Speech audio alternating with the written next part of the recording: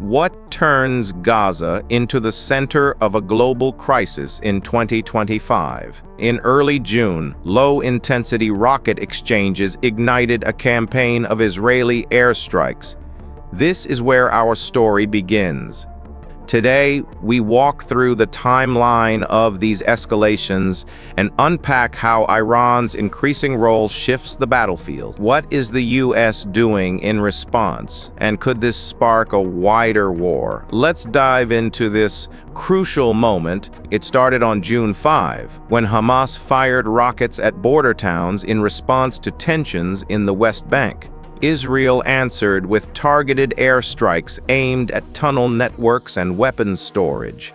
Civilians on both sides sheltered as Iron Dome interceptors filled the skies. Casualties mounted in Gaza, prompting international alarm. By June 7, Israel had expanded the campaign to include drone strikes on militant command hubs. The timeline was set. Gaza's simmering conflict had exploded into a full-scale aerial operation, the Gaza Crises. This launched the most intense phase of the Gaza crisis so far. By June 10, intelligence reports showed Tehran had increased arms shipments to Hamas via Sudan and Yemen. Iranian Revolutionary Guard commanders held meetings with Hamas leadership in Beirut and Damascus. New batches of medium-range rockets reportedly arrived in the Gaza Strip.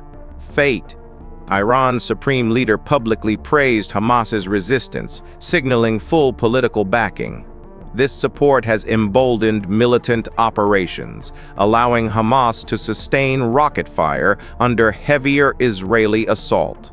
But Iran's role is no longer ancillary. It's a game-changer in Gaza's strategic calculus. Empowered by Iranian weaponry and logistics, Hamas launched longer-range salvos by June 12. Israeli border towns like Ashkelon and Netivit faced saturation-level barrages. This forced Israel to bolster Iron Dome batteries across the southern sector. Hamas also claimed responsibility for drone swarms aimed at deep Israeli territory, a sign of tactical upgrades. Iran's technology transfers enabled Hamas to improve launch coordination and ammunition payloads. Gaza, once contained, is now projecting firepower deeper into Israel. This marks a tangible shift in the operational landscape.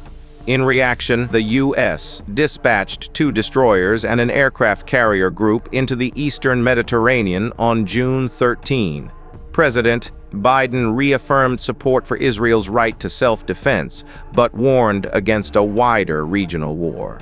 Washington also tightened sanctions on Iranian entities supporting Hamas. At the UN, the U.S. pushed for ceasefire language, emphasizing de-escalation over escalation. Meanwhile, back-channel communications between Washington, Jerusalem, and Doha intensified. The U.S. is clearly playing a balancing act: support Israel, pressure Iran, and contain the conflict. By June 14, Hezbollah in Lebanon launched rockets toward northern Israel in solidarity with Gaza militants.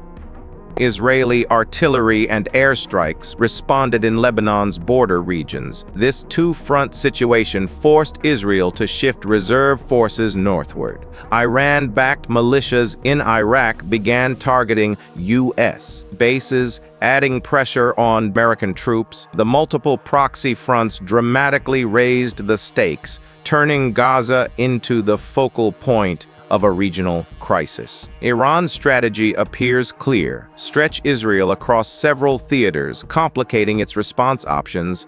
Gaza's civilian toll continued climbing.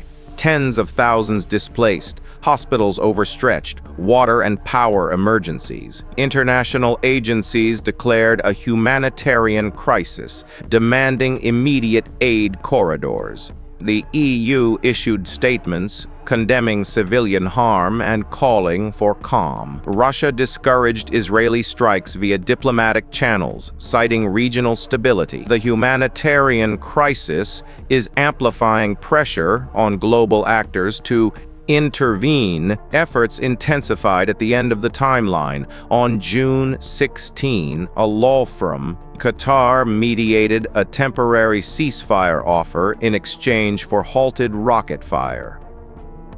Israel showed openness to pause strikes if Hamas withdrew from border positions. The U.S., working secretly in Oman and Switzerland, sought a broader de-escalation framework involving Lebanon. Iran, however, demanded full lifting of Gaza restrictions as a condition. The diplomatic window is narrow and filled with red lines, and red lines. Whether ceasefire becomes a reality or simply a lull before more strikes remains an unanswered question. From Gaza's first rockets to Iran's growing shadow and U.S. naval movements, the past weeks have reshaped the Middle East. What began as a localized conflict has now entangled multiple nations and proxy groups. The region stands on a knife's edge, each day testing whether restraint or retaliation will prevail. World powers are scrambling behind the scenes, but with every new front opening, the stakes only rise higher. Will cooler heads prevail, or are we witnessing the early days of a much larger confrontation? The answers may define the next chapter of Middle Eastern history and global stability. The decisions made in the coming hours could shape decades to come. Civilians are trapped between shifting alliances and political ambitions, bearing the brunt of geopolitical calculations. As the world holds its breath, diplomacy has never been more urgent. The 2025 Gaza crisis is no longer just about Israel and Hamas.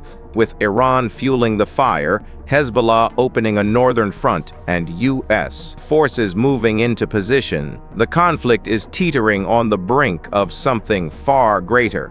Nations are negotiating, warning, and posturing, but none seem able to fully control the spiral of events. As humanitarian suffering worsens and diplomatic windows narrow, one thing becomes increasingly clear. The world is watching a fragile moment that could either lead to de-escalation or ignite a conflict no one can contain. What happens next may redefine not only the region, but the rules of global conflict. Can back-channel diplomacy hold back the storm, or is this the ignition point for a broader Middle Eastern war? Only time and the choices of leaders will reveal the outcome. We've traced the timeline: rocket exchanges in early June, Israeli air campaign, Iran's armament of Hamas, U.S. naval deployment, Hezbollah escalation, and global diplomatic responses. Now, could Gaza spark broader war, or is the world already pushing for containment? With global powers engaged and a humanitarian disaster unfolding, this is more than a regional conflict. It's a test of whether diplomacy can override escalation. Are we watching the beginning of an expanded Middle East war, or crisis that can still be sealed off? Share your thoughts below, and don't forget to subscribe for our ongoing coverage. Thanks for watching.